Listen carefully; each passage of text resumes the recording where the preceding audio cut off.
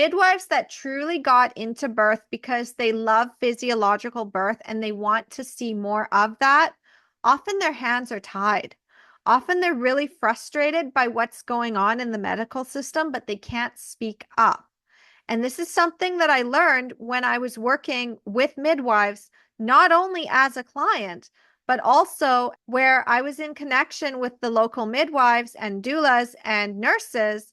And they would tell me stories about how the obstetricians would go over their heads at the hospital and push their clients into repeat C-sections, and the gaslighting that would happen, and the limitations that they had, the restrictions, the difficulties that they had in being able to have clients in the first place because they weren't getting paid what they were worth, the difficulties in getting certification, the fact that they had to keep recertifying, and the fact that like they're just the money and the funding just wasn't there for midwife services.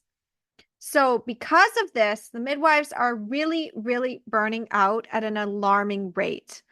And you really need to understand their limitations. If they are in a group practice, even if they have other midwives on rotation, this doesn't necessarily mean that they're going to be available for your home birth. Now, there are ways around that. So check out some of my other videos about how to get around that obstacle. But the thing that you really need to understand is that if your midwife is on call, they are so tired. Like they are burning themselves out just trying to take on the clients, and they have to take on more than what they can reasonably handle because, first of all, they don't want to leave anybody behind.